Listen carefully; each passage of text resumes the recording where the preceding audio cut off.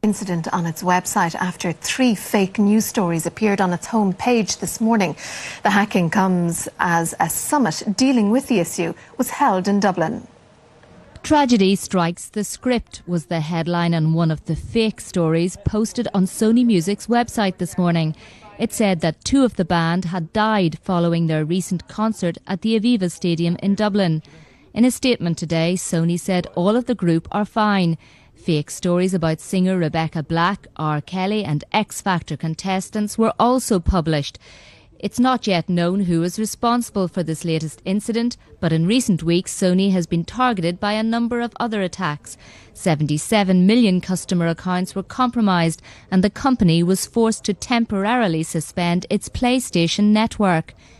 Today, an international conference on cybercrime took place at the Dublin Convention Centre and looked at recent attacks affecting Sony, the CIA and the International Monetary Fund, among others. We're seeing more and more of these that seem to be coming from a cyber warfare perspective, where they're nation-backed attacks, and we're also seeing more sophisticated ones from the organised crime groups who are trying to affect stock prices, manipulate the stock exchange and so on to affect share value. Cybercrime costs $1 trillion a year globally. Here at home, it's estimated to cost around €2 billion every year. There were calls for greater cooperation between European governments and the private sector to tackle this growing problem. Anne-Marie Smith, RTE News.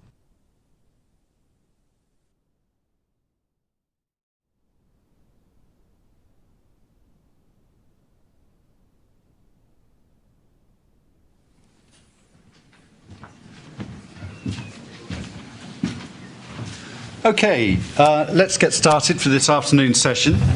The first speaker this afternoon is Dr. James Lyne, who is Director of Technology Strategy at Sophos.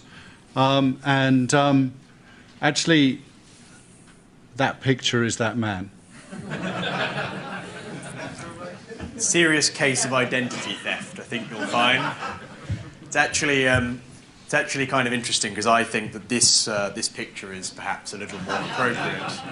Napoleon Dynamite being a very fitting pseudonym for me. So good afternoon, everyone. Did you enjoy lunch? Yes. Excellent. Did you have coffee? Did they warn you about this session before you came back? Because no one is sitting in the front row. So you all clearly know what's coming. My presentations tend to come with a bit of a health and safety warning. I'm going to be doing a series of live demonstrations of some of the techniques that the bad guys have been using against websites and our computers to steal data. And I'm going to be talking about the 9.3333333, you get the idea, ways that data goes walkies. And talking a little bit about what we as end users, we as an industry in security can do to solve these problems. I guess the best way to start this presentation is to look a little bit about the history of malicious code in the cybersecurity problem domain, because things haven't always been this way. Now, I have a favourite piece of malware. You're in a relatively unique category of people when you have a favourite piece of malware, I should warn you. It's also a really poor pickup line for bars. I did once try the line, I own the second lowest IP address on the internet. Can also report that was not a win. So the first wave of malicious code, my favourite piece of malware, there used to be this email attachment that you would receive, and you double-click on it for various social engineering purposes, and this big green worm would appear on your screen. Now, how many people here are in security, directly? Okay, excellent. How many of you practice the brilliant security technique that is covering your desktop in lots and lots of icons so that if the bad guys hack your computer, it's really hard for them to find confidential data? No? Okay, I always thought that was quite a good one, personally. So that normally gets a laugh. You guys are clearly tired. That normally doesn't get a laugh. So that's just, I just don't understand Irish sense of humour, or indeed people. Also women. Most things, in fact. But malware I can do. So the first wave of malicious code, this big green worm would appear on the stage and it would eat all of your icons before defecating in the bottom left-hand corner. It was awesome. There was the time where we annoyed a virus writer so much that they took a photo of our head of PR at the time, Graham Cluley, a gentleman many of you may have come across. And when you were infected with this virus, his face would appear in the middle of your computer screen. And you had to throw coconuts in this digital coconut shy at his face to be able to use your computer again. Freaking awesome. Malware was cool. And then, about 8 or 9 years ago now, we saw a shift to the second wave of malicious code, the more financially motivated. We started to see things like Britney Spears, nude and naked sideways.exe. Real example, I should add, before you get excited. And always confused me because I don't know how you can be nude and naked at the same time. I always thought they were the same thing, but clearly, again, something I've missed. The Nigerian banker that wants to give you $63 million because you, sir, he likes your face and you're feeling lucky. It's a wonderful face, by the way. Or perhaps some gentleman that wants to sell you a Rolex for $5, and Rolex has 2 L's in it, right? We've all seen these ridiculous emails and we've kind of got used to filtering them out. But that's been the world of cybercrime, a high volume of Trojans and scamming designed to steal money. But interestingly, what we've seen over the last couple of years is a shift to this third wave of malicious code, these organised cybercriminals. And yes, that is a bed of money. It's amazing, isn't it? Really would quite like one of those, even though the currency looks slightly dubious. Really, what's happened is the bad guys have developed an illicit economy where they're working together, selling each other services and tools and trading. And in this presentation, I want to explore that theme a little bit more and then talk about the top 9.3 ways that data goes walkies and what we can all do to get to grips with this issue. A starting tenet of scale. Today in Sophos Labs, we see on average 150,000 individual new pieces of malicious code every single day. Compare that to last year at 95,000, which I thought was pretty bad. And the year before that, hovering around 45,000, 20 and 5 before. A 5-fold increase over only a couple of years ago. A vast increase in not just the quantity of malicious code, but the quality of malicious code too. We find a new infected web page every 4 seconds now on the web. And it's fascinating how we all hold on to these stereotypes about IT security. I'll demonstrate a few of them through my presentation. But when someone gets infected with a virus, whether it's friends, family, or home, computer at work, the very first question that we tend to ask people is, which porn site did you go to? Right? Which bad site? And they go, oh, I didn't do anything. And you go, no, really, which bad site did you go to? And they own up to the fact that they were trying to go to www.bigcricketballs.com. Don't go there, haven't tested that website, by the way. And it turned out to be not the content they were expecting. So that's actually not how most malicious code gets distributed today. The majority of it comes from good websites, legitimate businesses like you guys here having their website hacked. And we'll come back to how that works and what you can do about it in a short while. So an astonishing volume of malicious code, very creative mechanisms of profiting and making money. Scamming evolving from the age-old use of email into using black search engine optimization, tricking Google into redirecting users trying to do relatively normal things to bad web pages. 36 million people last year, just the measurable portion, purchased drugs online from fake scamming sites like this. So I don't know if I believe the figure of 27 billion or whether I believe that cybercrime is bigger than the drugs industry. I don't know because I can't measure it. But I can say from these small data points that it's a big enough problem that we should all care about it. Now, I talked about this maturity of the cybercriminals in the problem domain today. It's actually pretty astonishing how far these guys have developed. They've got cloud-based services that they're trading with each other. They've got technical support. You can call up a Russian criminal gang, and if you don't mind the thick Russian accent, it's actually quite good quality technical support, I should note. I've called a few of them, it's quite fun. wind them up a little bit, kind of waste their time. Clearly, I have no life. If you were wondering at the beginning of the presentation, I've now confirmed it. This is avcheck.org, an illegitimate testing site.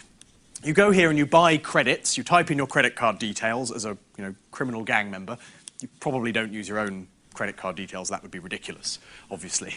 You steal someone else's, buy some credits, and you come in here and you upload your virus, worm, or Trojan designed to steal data, and they run quality assurance tests against antivirus products.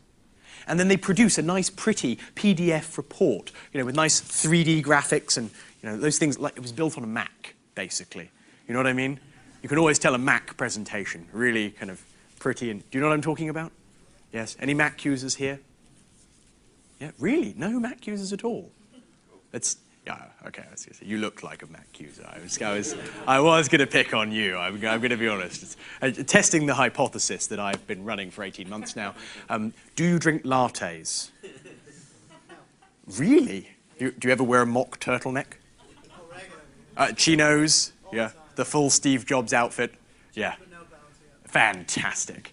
So I was presenting at this conference once in Singapore, and it was quite good fun. Because I ask this question regularly, my profile stereotype of Mac users, and I am one as well, by the way, and I love lattes and do the Steve Jobs blessing ritual several times a week. And this gentleman stood up at the third row, and I kind of scrambled to the front of the stage and looked through, and he stood up, and in his left hand he had his Mac, in his right hand he had his latte, and he was wearing a mock turtleneck and chinos, and he looked like Steve Jobs.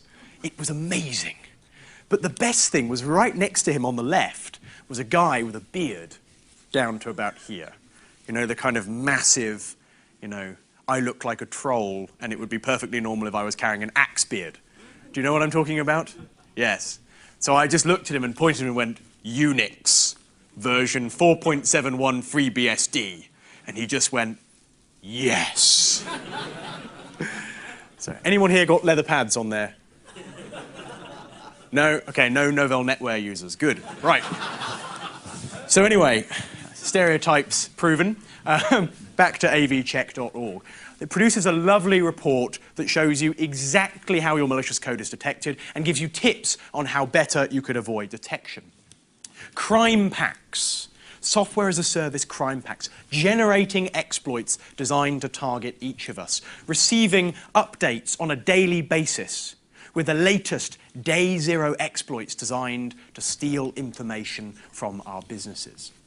I saw one of these the other day, only recently, quite a fascinating phenomenon. They built in like an iTunes app store into their application. And you could go in there and you could basically buy exploits exclusively or based on the number of users that had already purchased it. So kind of like a stock market. I should note it was much prettier than the Apple iTunes store, which will definitely have Steve Jobs kind of rolling sleeplessly at night in bed. So you could go in there and directly buy vulnerabilities. Here we have a marketplace for cybercrime. We've got services like the ability for the bad guys to crack passwords that they steal, even if they're hashed. And we've got the bad guys now expanding to a wider array of platforms than ever before. Because, frankly, for many, many years, security has been about fixing Microsoft screw-ups. But increasingly, they're acting quite responsibly. And these new devices are ending up in our networks, in our homes, with sensitive information that's worth stealing. We saw a campaign where the bad guys were offering to pay 43 cents per infected Mac through a criminal franchise network versus 21 for a PC. Because they're able to extort valuable data, hold that presence for longer. Mac users tend to be reasonably affluent. See, I gave you something back. It's, Are you married? Okay, we'll believe you. So look at these things here. Fake antivirus for the Mac. The Security Center, AV Defender. Really convincing product. Follows all of the style guidelines that you'd expect from Steve Jobs. Really, really convincing stuff. With just as nasty a payload as the PC. A backdoor that allows the bad guys in to steal data. Password cracking of computers that lie all around it. So more and more of these examples of fake antivirus. Now, who here has seen fake antivirus? Yep, most of you have come across it. That's because in December alone, when I last measured it, I saw 100,000 new variants of fake antivirus, which I think we can all agree is rather a lot. And I was going to take a brief detour from the PowerPoint and just show you... Is anyone epileptic, by the way? Apparently that would be a problem. And just show you exactly how this fake AV and cybercrime stuff works and how the bad guys get access to a computer. Because I think many of us have seen, fake antivirus running, and we've heard about threats, but haven't necessarily witnessed exactly what the bad guys are capable of. So here I've got a really scary-looking computer, which is my bad guy's computer, running all the software to take over a PC. Now, over here, you saw the flicker of the PlayStation Network there. Excellent. I've got a little email program loaded. Now, here I've got an email campaign that is very, very popular with the bad guys, the notion of company salary packages. If you take a CD and write salaries on it and throw it on the car park floor, it is guaranteed that one of your employees will pick it up and put it into their computer. It's astonishing. Natural curiosity kicks in immediately. So what I've got here is just a little PDF file called salary.pdf that I've been emailed. Just as easily could have come through a web browser like the majority of modern malware. So I'm going to open it up, and I'm running a vulnerable version of Adobe PDF, like the majority of users on the internet. Interesting fact. Last year, 2011 to 2010 to 2011 financial, when you measure the stats, less than 1% of the vulnerabilities the bad guys created in these crime packs were for Windows operating systems. They were all targeted at these nasty PDF products and Flash and Firefox and the browser. So let's skip over here. This is the PDF that I have loaded in the other window. And the browser over there, you might have noticed, has crashed. Does anyone here read PDF? Didn't think so. That happened once. It was amazing. This guy put his hand up from the back of the room. He worked for Adobe. And he came to the front, and we got a flip chart, and he drew out the PDF by hand. He could read PDF with his mind. I think that is pretty impressive, isn't it? You would definitely give that a round of applause, wouldn't you? Anyway, so, he taught me to do it. We flipped back round to the audience after 5 or 6 minutes of distraction. And how can I describe this? Can you all do this?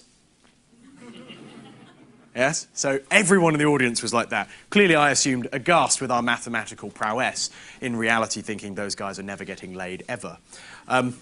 So what's happened is on the right-hand side, we've got this window which was blank. And now on my Linux computer, I've got a command prompt for a Windows PC. And what this has done is this PDF has caused our client computer over here to crash in a very selective way, which has loaded malicious code onto the computer, and my victim's computer has now connected back out to the attacking system. Okay? Now, this is perfectly normal stuff. The user will close the window and carry on, because let's be honest, Internet Explorer, Adobe PDF crashes 15 times a day anyway, right? It's pretty normal. So let's skip over to our attacking system. What we've now got is complete control over that PC. I can go into the My Documents folder, where I can see the very confidential documents, the medical database, anything that might be installed. Anything that you have on your computer, the bad guys now have access to. Okay? But worse still, they can create admin accounts, install screen monitoring software, take photos of you in your webcam, and if your computer happens to be in your bedroom, it's very hard to explain to your other half why you're now on a porn site and that it was an accident. They probably won't believe you. So what I'm going to do is trigger the installation of some fake antivirus. Please prepare for a ooh. Ooh. Come on. Ooh, nothing? Really? Not even out of pity? Ooh. Ooh, that was it. Okay, I like you. Thank you. I will hug you later. Oh, it was him. Okay. Good to know. All right. Hugging deferred. So, right, here we've got our Antivirus Plus, and a very credible security product because it's got a little face of a devil, which I always think is a nice touch in a security product. Warning, your logins and passwords, credit card and bank account information is being stolen. Your personal data being stolen, your IP and computer being used by hackers for illegal activities. Well, that's good, because they're being honest with you about everything they're now doing to you, okay? So that's, at least a slight thing to give for them. So let's ignore these threats. Just behind, this is beautiful. Does everyone recognize the Windows Security Center? Yeah, very normal thing for users to see. They've tricked the Windows Security Center here into saying there's an unregistered version of Antivirus Plus, which is a made-up, non-existent AV product. So the imitation is the highest form of flattery. I guess I should feel really, really flattered. So they've tricked the user through Microsoft into thinking they're running something legitimate.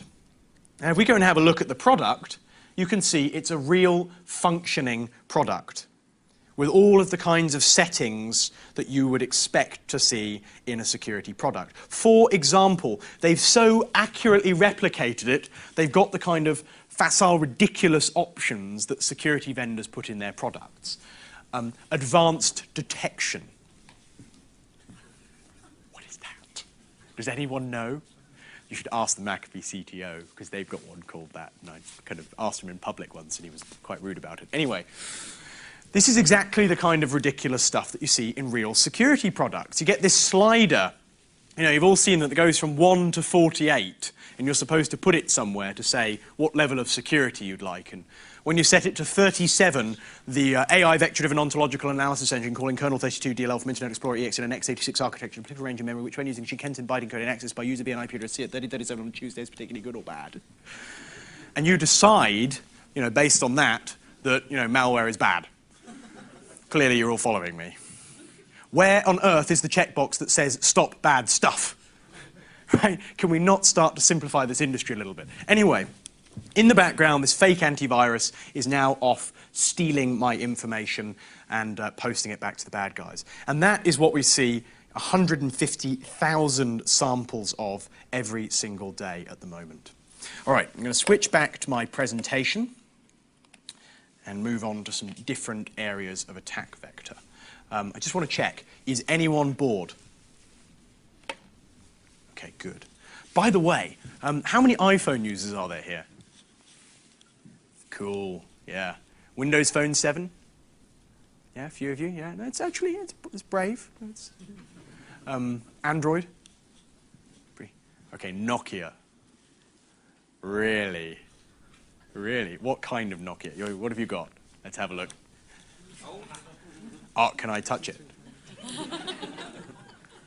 That is retro. It's a phone. And retro is another way of saying really old and crap, but, that's cool. And brilliant, because actually quite hard to compromise as long as you've got Bluetooth turned off. You have got Bluetooth turned on. Excellent. Good. Can you browse the internet on those now? Nokias do that? Wow, it's crazy. Oh, right, okay. No, and there's actually, our CEO uses a Nokia from about 8 years ago, and it's the coolest phone in the world. So, anyway, hacktivism, an increasing trend, a throwback from the old ages. You see, most malware of late has been about trying to profit and make money by stealing credit card details. But we've seen Anonymous and LulzSec and other such hacking gangs going after these kinds of big targets, launching distributed denial of service attacks and stealing data. So quite an interesting model of the threat. Now, I thought you might be interested to see exactly how all this Sony stuff went wrong. So what I've brought is a little replica of the Sony website with a generic vulnerability in it that shows basically exactly how the bad guys stole data. So it's really quite hard to see that for some bizarre reason. I'm not really sure why, but never mind. There's a username and a password field, okay? And what you can do on this particular UI is type in a username and a password, just like that. Log in, and it will return your account settings, username, password, and reward code. Very simple function like we see on lots of web applications. How many people here have websites? I don't believe you. How many people of you really have websites? How many of you don't have websites? That's fascinating. Why do you not have websites? As a business, I mean, not like personally, I don't expect you to blog about your cat. I mean, you could. By the way, if anyone was wondering, it is impossible for a cat to use an iPad. I was asked that question several times in the break. So if you have a web application for your business, if you know someone that's running a website, the odds are today they've got search fields, login capabilities, and dynamic content rendering on their site. Very normal thing, just like this. So here's exactly how the Sony breaches happen. It's a 15-year-old vulnerability that is very well understood, but people still fall victim to. And that's kind of the interesting point that Lulzsec have been trying to make, albeit with rather inappropriate methods. What I'm typing in here, and I'll read this through to you in a second, is a very simple logic statement, okay? Now, most of you can probably read that. What it says is jline, tick, or 1 equals 1. Now, what happens when a website goes and talks to the back end is it asks a database a question, like, give me all of the search records that contains this particular piece of data. And all of these vulnerabilities come down to web applications letting you type in apostrophes, hyphens, semicolons, things that you shouldn't be able to. So what we're now saying is, where the username equals jline, tick, or 1 equals 1. Are there any quantum physicists in the room? So we all agree that 1 equals 1. Excellent. I just wanted to check that. That can be quite an extensive debate on occasion. So when we run this search, the database processes it, and instead of spitting out my details, spits out the username and password and reward code of every user that it's got in this particular database. Now, there are lots of variations on this attack, changing things around, but it basically comes down to web applications failing to process characters and giving you this kind of information. Staggeringly easy to perform, and that's the basis of most of these attacks that have been going on. And I'll come back in a short while in my presentation about how you can deal with these kinds of attacks. Social networking is also increasingly a very, very popular attack vector for the bad guys. If I could draw all of your attention to the left-hand side of the screen for a moment, like really, like turn your heads that way, okay? Then you'll see that we've got a Bank of America higher standards online banking alert, security updates, very, very popular attack vector for the bad guys via social media. I've seen campaigns against local Irish banks, Abbey National, a particular favourite still, which is kind of bizarre. I can't really understand why they'd still have customers. HSBC, all of the banks fall victim to these kinds of attacks, launched via social media, trying to convince people to type in their username and password. But the classic attack of Cleo Vaughan, hey, want to see me naked, and a webcam and have a dirty chat, is still a very popular attack vector. Now, I mentioned Britney Spears, nude and naked sideways. If anyone was wondering, she's the number one the cyber criminals love to target. Can any of you guess who the number 2 most popular celebrity might be? You should leave. Just go now. Just. Anyone else? Pamela Anderson, that's a respectable choice. Paris Hilton, that's where all the men in the room usually go, oh yes, Paris Hilton. Angelina Jolie. Yeah, exactly that reaction, yes. Yeah. Oh, yes. Can anyone imagine who the 3rd most popular might be when I last ran this search? Batman. Yes. Who are all these people that are clicking on Batman links? Isn't that just a bit weird? I always theorize that it might be children being social engineered on people's work PCs into clicking on links, but actually I'm redacting that theory. I think it's just secretly we all have a bit of a thing for Batman. So, you know, do you have a bit of a thing for Batman? Of course, who doesn't? So these social networking attacks are very, very popular today, convincing people to click on these links and download malicious code. But there's a whole range of new attack vectors starting to appear as well. Location technologies starting to feature very, very heavily. And to demonstrate the power of such technologies, I thought this was a rather fun example.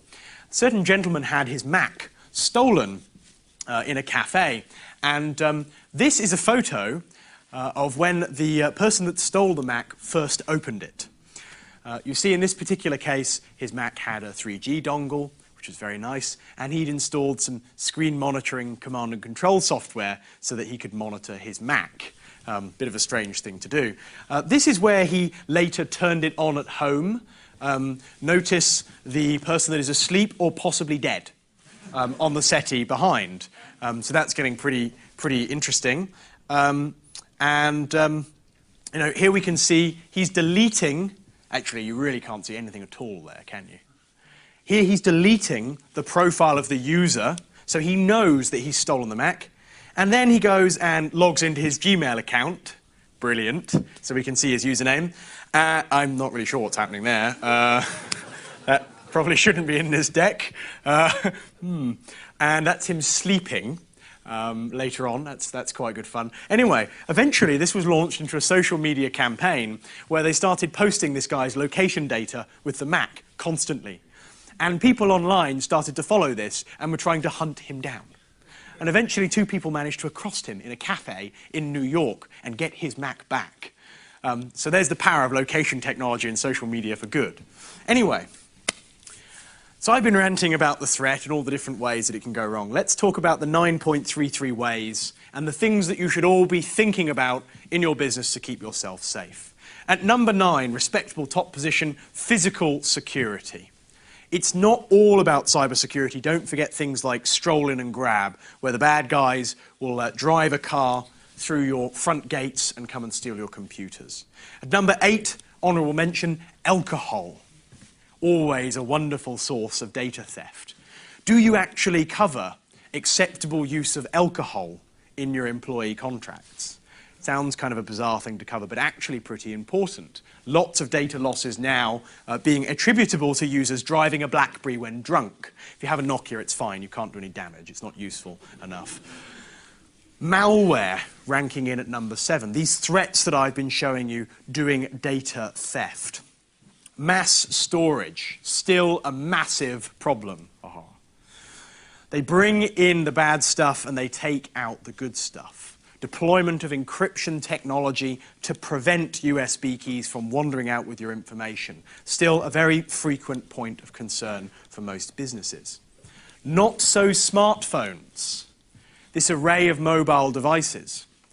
And we've got a huge challenge here because you see, for many years, users have been using these mobile phones without any concern of security problems. With the traditional PC, they've kind of got used to the idea that, you know, a Nigerian banker isn't going to give them $63 million.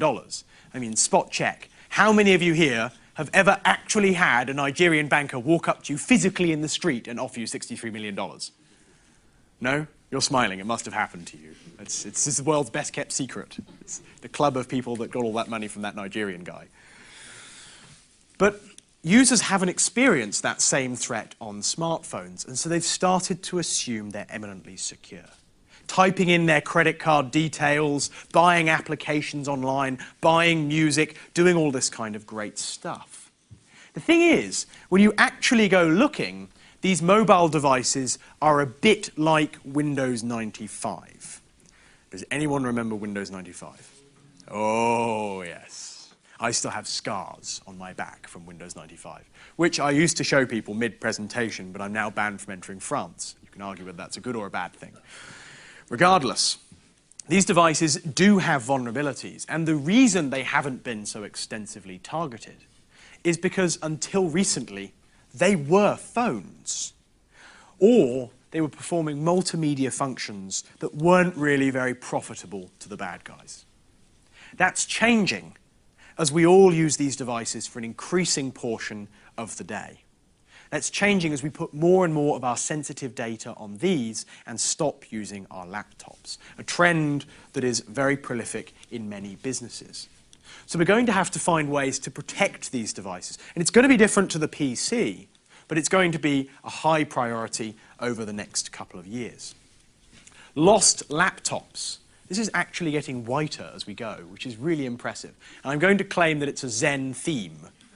It's very Steve Jobs, you know, it's kind of existential. You don't need the pictures. It's all about the ginger afro. This is a MacBook Air, and I've picked on this MacBook Air in particular to highlight lost laptops. Still actually one of the biggest vectors of data loss that there is. In particular, the MacBook Air, because you can fold it up and it will fit neatly inside the magazine cover of Vogue. I've never bought Vogue, by the way. It's not a rumour I want to start. And then you can throw it in the trash. It's really hard to explain to IT how you lost your laptop. These things are still turning up everywhere. 30,000 of them a week in Heathrow.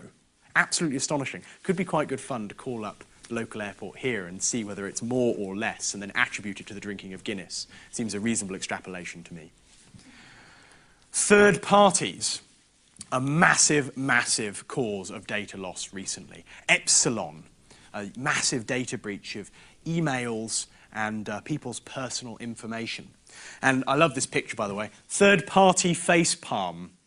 For when there is so much fail, you need that extra bit of outside help, which I think is something we can all relate to. You see, in the world we live in now, we not only have to try and secure our businesses and our devices, but we've got a responsibility to somehow protect data when it goes to third parties and partners. We've got a responsibility to make sure that they are also doing the right things when they handle information. And that's exceedingly difficult. Oopsie daisy at number 2. Still astonishingly popular. In fact, I really wanted to put this at number 1, but because of recent headlines, it got bounced down to number 2.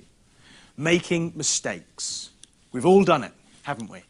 Where you have that email with that sensitive data attached, and you type in the name and you hit send, and as you see the email leaving, you notice that you've for some reason sent the corporate accounts to your mother. Okay, that's probably a bad example. Something possibly worse than that. And then we get what can only be described as the data loss feeling, where you go white, and you get a sick feeling here, and you kind of bend over a little bit and go, We've all been there, haven't we? It's actually quite accurate. See, you're looking awkwardly like you've done that a few times, yeah? Something you need to own up to. We don't have mandatory breach disclosure in this country yet, so it's fine. Oopsie daisy is a huge part of modern IT security. You see, we can all get very caught up in Russian criminal gangs and Chinese hackers trying to come after our data, but that means that we'll often miss this point of data loss, users making mistakes. There have been many technologies that have tried to deal with this situation. The aptly named DLP, data loss prevention, data leakage prevention, or as I prefer to call it, disastrously ludicrous project. You see, no one's deploying it. And no one's deploying it because it starts with this idea that somehow we're all going to find all of our data, which sounds hard, I've got to admit, because I think I'm kind of still struggling with patching.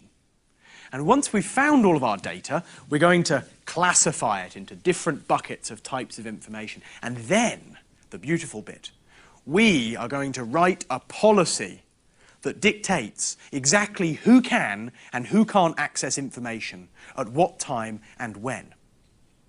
It takes about 10 minutes before the CFO decides to fire someone in IT when they couldn't upload their end-of-year accounts, invariably a couple of minutes before the deadline at the end of the year. CFOs do that.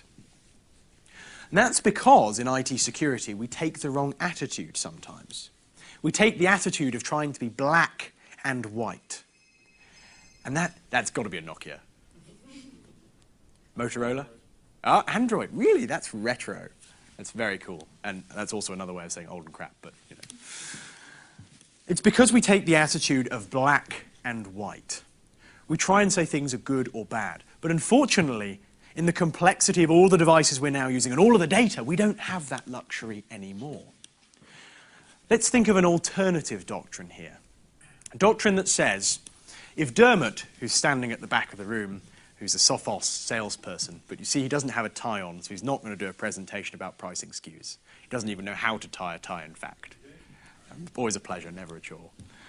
If Dermot goes to send out a list of 1,000 names and addresses via email, what if we pop up a message and say, Dermot, we've noticed you're about to send out some really, really sensitive data.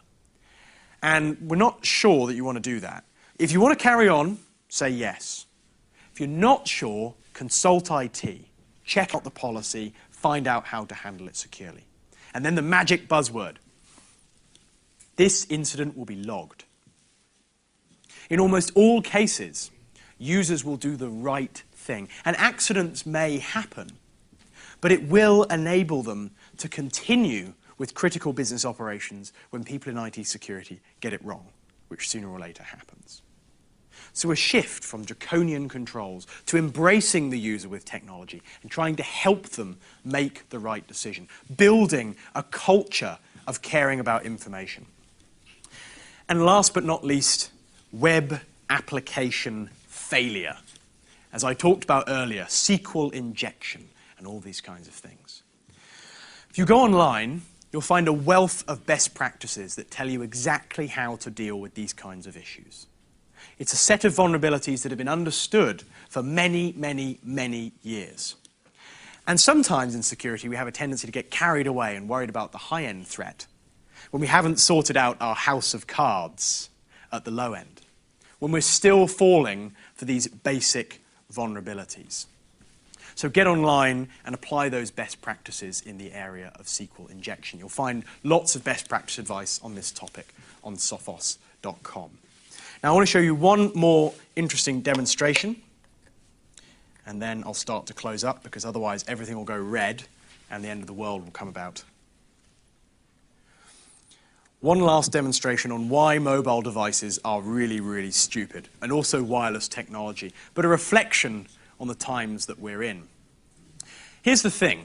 I've got this setup here, which I've restricted to not capture any data, scanning this room's mobile devices, joining wireless networks. And normally when I do this routine, I get out a Pringles can, some tin foil, a paper clip, and build a make-do scanner. But last time I did that, a woman at the back of the room screamed, "It's a radiation gun," and ran out of the back. Which, technically speaking, it is kind of a radiation gun. That's quite accurate. So I did look for some tin foil earlier to make some tin foil hats for you all. You could wear during this part of the presentation, but failed miserably. So I've kept things suitably low-tech. This is something you may not know about mobile devices that demonstrates how truly vulnerable they really are. You take the average mobile device, like the iPhone. You'll very often find users connecting them to free public Wi-Fi, to your corporate network, to all these different places, which makes total sense. But did you know that these mobiles constantly broadcast the names of the networks that they've been connected to? And don't worry, you're not doing anything wrong. They all do it. Apple and other vendors are. So I can see here a rotating list of different devices, mine included, I'm actually popping up on that list intermittently, of mobile devices connecting to wireless networks. Now here, I can choose one of these names, like Matthew's free Wi-Fi. Thank you very much, Matthew, if you just turned that on. And I can create my own wireless network with exactly the same name. Here's what will happen. If I, on my iPhone, have a configured wireless network, BT OpenZone, very popular, where I'm from, then when I create my network with the same properties, my iPhone will automatically connect to that network without asking the user anything. And it will then start to route my email, my Facebook, my Twitter, all of my corporate traffic through that connection, exposing potentially insecure usernames and passwords, or allowing the bad guys to sniff sensitive transactions, because users always hit continue if there are warnings anyway. So this is an outstanding vulnerability in the design of mobile devices and Wi-Fi that demonstrates why network security is a huge challenge. And clearly more of you are turning your phones on just to get onto this list, which is slightly sick. So please stop, because sooner or later the list will get too long and my computer will crash. So it's very, very easy to trick these mobile devices into doing things that they shouldn't. Now, in this presentation, I would love to spend lots and lots of time going through more and more different techniques of how the bad guys can exploit mobile devices. But I think we all broadly accept that cybercrime is a problem. We all broadly accept that these techniques can be performed on lots of computers on a daily basis. We've all seen the impact of SQL injection, where I showed you that 1 equals 1. Please don't go back to the office and when they say, what did Sophos teach you, say that 1 equals 1. Give them some context. Also that they have really bizarre gingerhead presenters, bad message. That look like Napoleon Dynamite, good message. The thing is, what do we do about it? 10% of businesses globally, according to surveys from IDC, run a technology called behavioral HIPS. Don't worry about the details. It's very simple. This is a technology that's designed to proactively try and deal with new malicious code rather than reactively, much as the themes that were touched on earlier, for example, Paul in his excellent scene setting presentation. But only 10% of businesses are running this technology. It doesn't even cost anything. It's built in to the modern security offering. We have it right there and ready and waiting for Sophos customers. Don't worry if you're a new customer, you've installed it, we just turned it on for you because we decided that was better. But still, an astonishingly small percentage. The thing is, we're developing more and more and more and more and more technology, but actually, people aren't using it. So, get online, get a copy of the Sophos Security Threat Report from our stand, talk to our local experts, get onto Naked Security on the blogs, use these resources, and if we all leave here and patch more than the operating system, go patch your Firefox, Internet Explorer, PDF, etc. Modernize your protection, not just signature AV, but HIPS. Use a strong password. Follow these simple best practices. And critically, if we work on building user awareness, then we can do something interesting. Go to the Sophos stand and get a copy of the security toolkits with sample policies and videos that you can use to take to your users and show them how to practice security. We've done the work for you, so all you've got to do is put your logo on it, take credit for it, and get a pay rise. Because, most importantly of all, it would be easy to leave this presentation thinking that was another vendor talking about how bad cybersecurity is and that we should all run more of these controls and care. But actually, I have a bit of a different message, and it's this. There are one hell of a lot more of us legitimate internet users than there are the bad guys. And in most cases, it's not the high-end clever threat that's causing us to trip up. It's the basics of passwords, secure databases, SQL injection, patching. And if we can start to run more of these controls and close down that gap, it's not even going to cost us any money, then we can make life much, much harder for those cyber criminals. Cyber victory. Thank you very much.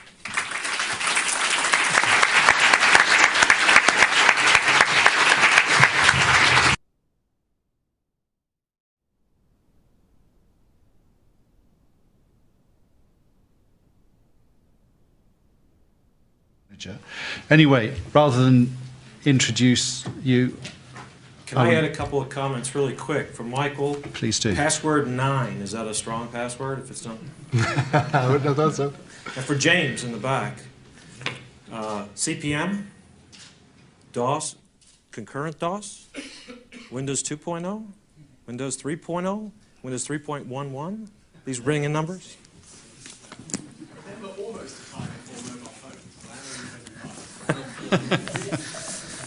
So thank you, Paul, for inviting me to speak. I'm going to shift the thinking a little bit because what I have today is not another briefing to scare you. I'm already scared, and I'm ready to put my phone in one of those biscuit tins that the Germans are now doing in meetings. How many of you read that article? They're starting to put their phones in meetings in biscuit tins because they're worried about nefarious behaviors. But what I want to offer you today, I want to brief you on something we're doing in the United States. And I want to give you some food for thought for whether or not this would work here. And I was wondering how to open my presentation. And thanks to the previous speakers, they gave me a wonderful opening. So I want to give you some terms to keep in the back of your mind. From Rich, Risk Intelligent Organization. Risk Intelligent Organization. Keep that one in mind. From Paul, Foreknowledge.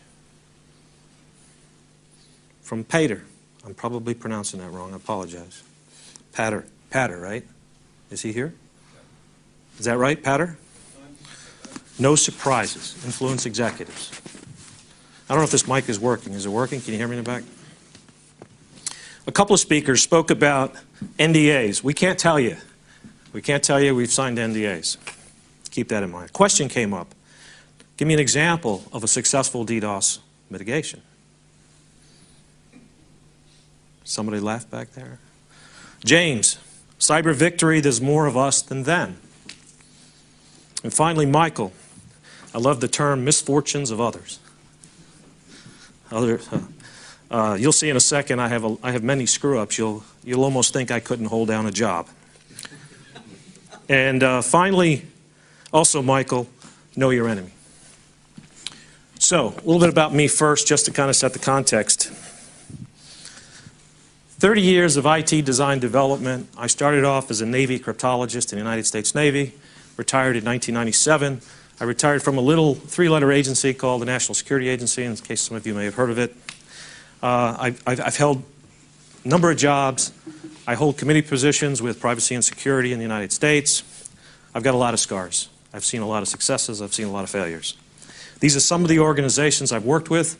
I was a member of the Naval Security Group for 20 years, National Security Agency, many federal agencies, even local police, even the NYPD has the same problems that you heard discussed in this room today. So there's nobody who escapes this stuff.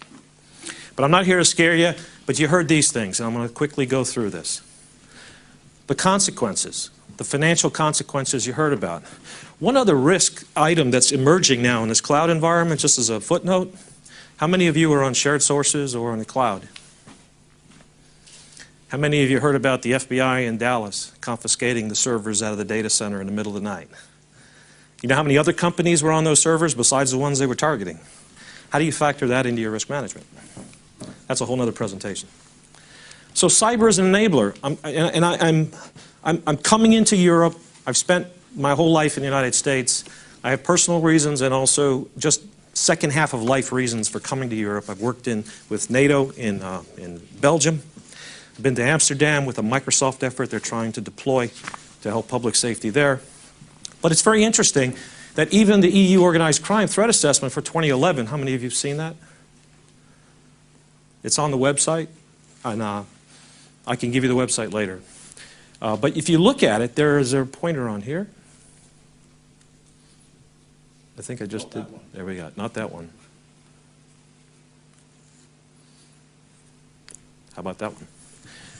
It's not all about cyber crime in the sense of tangible crime. They're also doing it and using the internet in general for command and control of criminal activities that may not have cyber consequences. So they're using social media sites to send plans to each other through steganography and other means. And the threat assessment makes some very interesting statements about marketing victims of human trafficking. When's the last time you heard about cybercrime and human trafficking? You hear about child exploitation and pictures and photos, but not about the transactions. We saw a movie the other night about 3 children who are being trafficked through London, in fact. But you don't hear about the cyber aspect of that. You just hear about the physical aspect. The adversaries, everybody today talked about how organized they are, how motivated they are. It's a new landscape. That same threat assessment talked about it.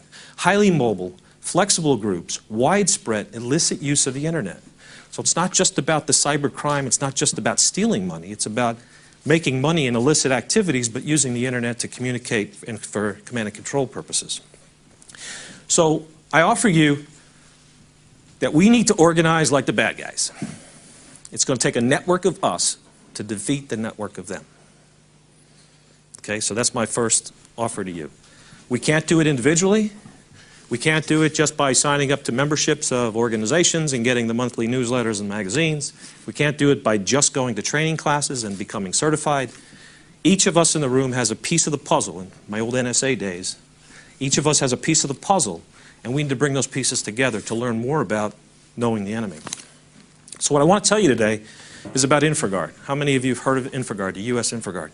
1, 2, 3. So I want to tell you about InfraGard, and then I want to show you a little model about maybe how it might work here. Starting in Ireland, maybe expanding to Europe.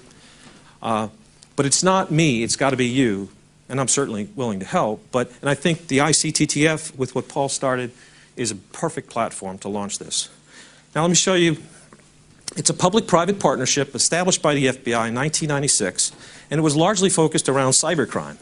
And the problem was companies were getting hit, but they weren't talking to each other, and they weren't talking to the FBI. So the FBI started this project that said, we will protect your fiduciary interests. We won't tell people that you got hit, but we want to learn about it so we can go investigate it. And that's another one of those risk items, like I mentioned. You know, if it becomes an investigatory matter, is your risk model factored in, not having a server? So do you have a continuity of operations or a business continuity plan? How's that factored into your IT plans? Disaster recovery is a very painful process. So we're up to like 42,000 members, 84 chapters around the US.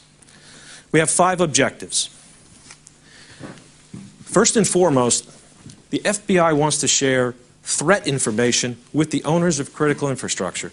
And I'm going to tie this into critical infrastructure. That was the title of my presentation.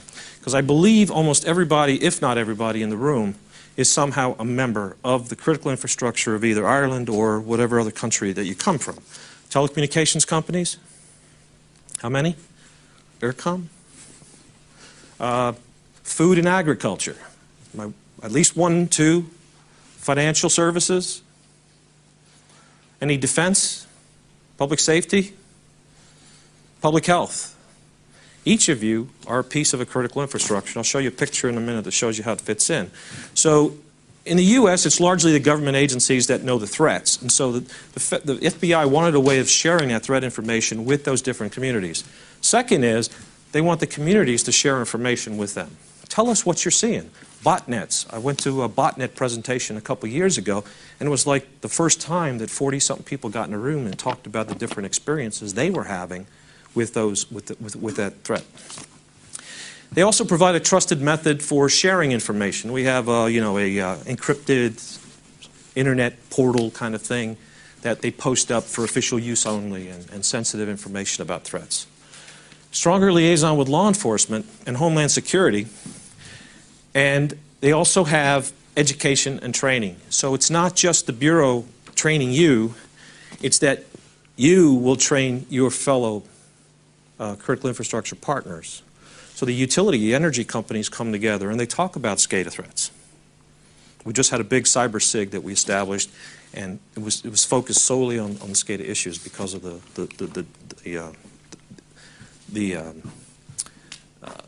threat that it posed.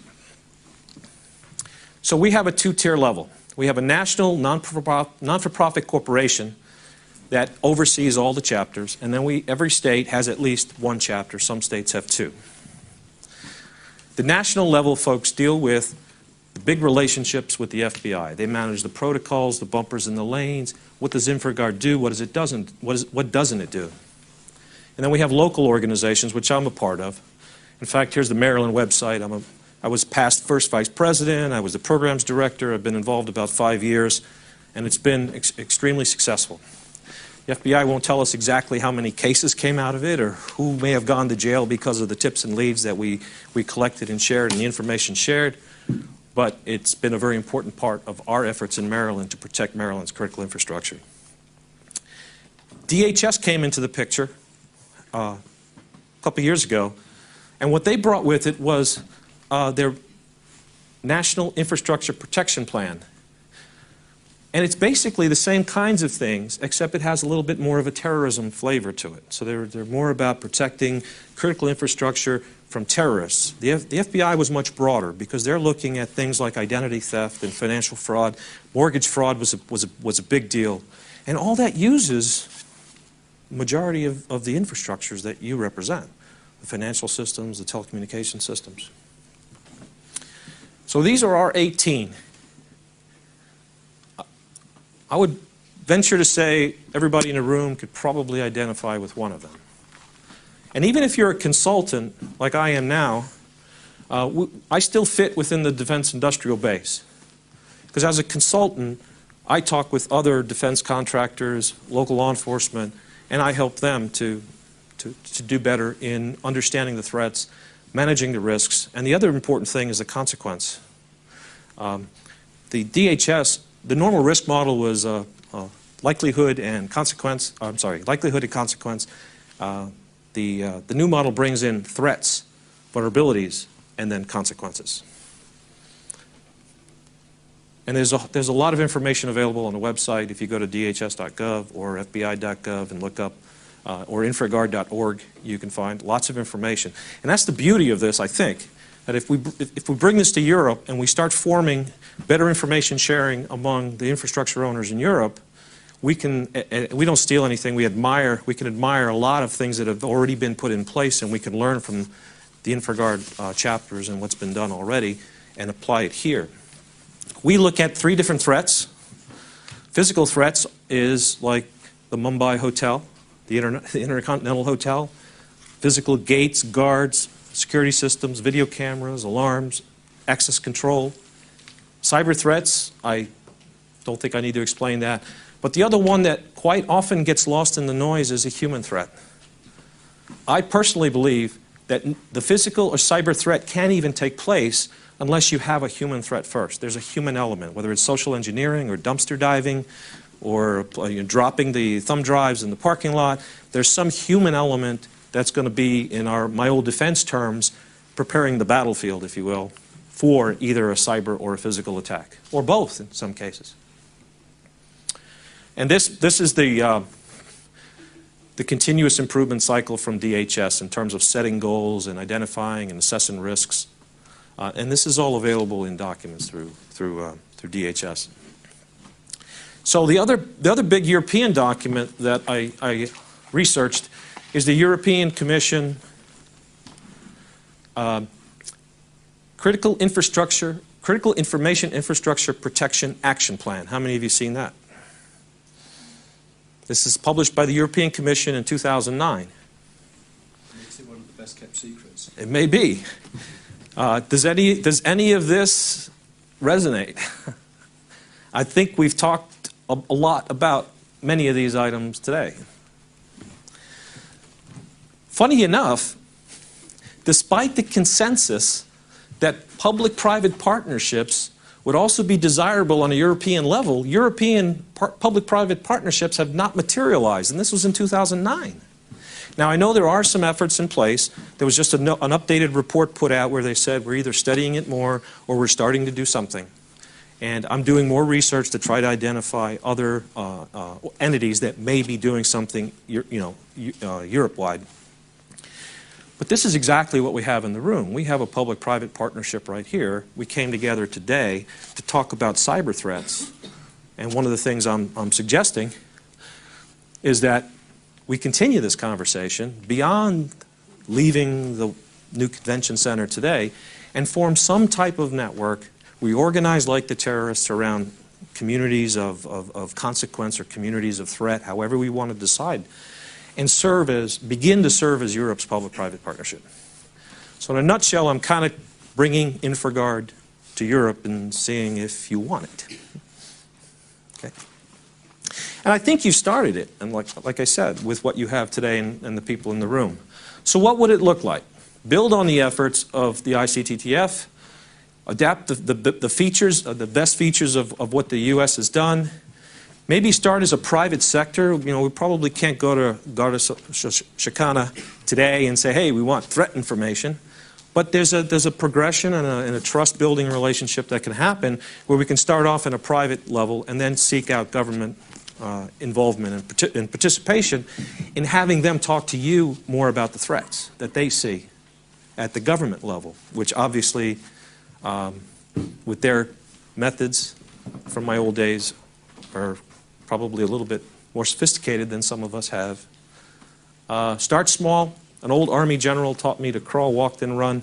Maybe identify 3 to 5 countries. Establish a leadership team, an information sharing platform of some sort of, a trusted network of being able to share things. So maybe some of those NDAs that some of you signed, maybe there's components of it that you can share. You can share the characteristics of a breach without, exposing the actual companies or the private personal information behind it. The enablers, I believe these might be things that we can get started with. And then, of course, can it work in Europe? And I'm sure some of you might be wondering, Chuck comes from a nation of 50 states, and there's one FBI, and they have domain over everybody. And that's true. So in the U.S., one country, one government-led agency, one set of laws, one central body. We have a very a federated model. Europe, many countries, many sets of laws, many government agencies. There's no central body except possibly the European Commission, and there's another communications agency, I believe, under the EU Commission that may be a partner in this. So in the U.S., we look something like this, where there's a national board, we have state chapters, and then we have special interest groups based on either horizontal, like cyber threats, or we go vertical with food and agriculture, special interest groups, or telecommunications, or defense sector. For Europe, it might look like this, where select countries that have an interest and there's a company that wants to get started might form a cell. And I can't advocate enough for us, the need for us to organize like the bad guys if we're going to defeat them, because they're organized like this.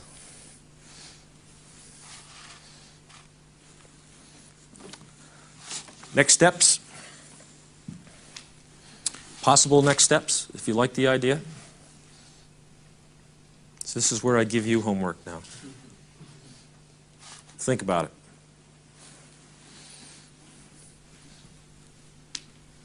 That's me. Contact information. Questions? Or did I just hit you completely from a different side? So you've heard a lot about the threats. We're all sufficiently scared. What I'm offering you is a possible way of organizing to help defeat that threat, or even to minimize it a little bit.